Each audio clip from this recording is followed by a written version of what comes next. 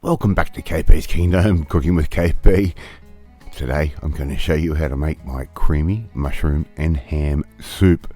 Really nice, easy dish. Just nice, low and slow. Perfect for a Sunday, believe it or not. Alright, into a saucepan, I'm going to add in some butter. Just like that. That's about 20 grams worth there. I'm going to add maybe a little bit more if I feel like it. Right, so just keep moving that around until it starts to melt. 2 small brown onions, finely diced, they can go in, and I'm just going to let those sit and soften up. They'll go a little bit translucent. We don't need to cook them too harsh. We're going to keep cooking in everything we're doing. A little bit of chicken bouillon powder, that can go in as well. Alright, so let that sit, and here I've got around about 300 grams worth of mushrooms, which I've just finely sliced. They can go straight in at this point as well.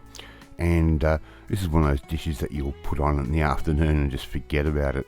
1 400 gram can of shiitake mushrooms, and I'm also going to add in around about 150 grams worth of dried oyster and shiitake mushrooms. I'm going to put those in as well. Half a litre of beef stock, that's going to go in just like that. And yep, I'm using pre-bought stock, and I'm also going to add in 1 litre of mushroom stock. Okay, we can get that from our local supermarket now. Really nice, interesting product, this one. So it says put all of that in, and 1 ham hock. Put that straight into your saucepan as well. And I'm slowly going to bring this up to the heat. Alright, no need to go bananas on this. And I'm going to put a lid on it. Make sure you get the right size lid. Don't put the small lid on like I just tried to do. There we go, the right size lid goes on. I'm going to let that sit on low. I'm probably going to leave that for about at least 2 hours. I'm just going to make sure all those flavours really develop and that ham hock cooks off nicely. I'm going to check it and stir it from time to time. Right, and just let that go. So as I said, leave that for a little while, let it come up to a simmer, make sure it doesn't come up to a boil. I've only got that sitting at a 20% heat at the moment. Once that ham hock's sort of cooked off after around about hour number 2, we can remove that ham hock very nice and carefully, and we can set that aside and let it cool down a little bit. We don't want to try and cut that now, it's going to burn your hands. Right, we're going to remove the skin off that ham hock nice and carefully, and as I said, that's cooled down a little bit. We want to get rid of a lot of that fat. We don't want the fat in the soup already. Some of that fat has already made its way into the soup. Don't worry, it's going to add to the creaminess of it. So I'm just using a fillet knife to make sure I get that skin off as much as possible in one piece. And there we go, we've got 1 skinless ham hock, and all we have to do now is start chunking that meat up. Just cut it straight off the bone. It's still a little bit warm, don't worry, just be nice and careful. If it's still too hot, let it cool down a little bit more, and let that soup sit in the corner and keep simmering away. The more it cooks, the more flavour we are going to get. Right, so just take all that meat off, just like I'm doing there, and make sure you drop it on the bench, otherwise you are not doing it right. Now if you're a new time viewer to the channel, yes, I do have MS, and my left hand does not really do what I tell it to do or want it to do. So that's where I do drop stuff. Regular viewers will understand what's going on.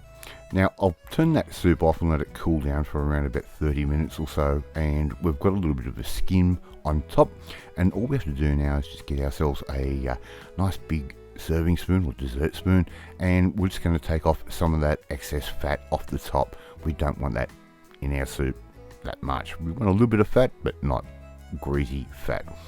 Now I've got my stick mixer, and all I'm going to do is simply start giving that a nice little blitz up, nice and slow. Just be nice and careful, nice and slow. Keep moving it around, and before you know it, you'll end up with this really nice creamy-ish type mushroom soup. Now we really want to make this creamy, so we're going to add in a couple more ingredients. We're going to add in around about 300 ml worth of cream, just normal cream that you buy from your supermarket, and we'll stir that through. And as you can see, that is so smooth, that soup. Right, bring it back up to a little bit of heat, and we're getting ready to serve this up. So grab yourself a couple of bowls, a ladle, and all we're going to do now is ladle our soup in nice and carefully into our bowls. Alright, and the smell coming off these at the moment is amazing. And if you haven't tried making your own mushroom soup before, especially a cream of mushroom soup, why not? It is so easy to do.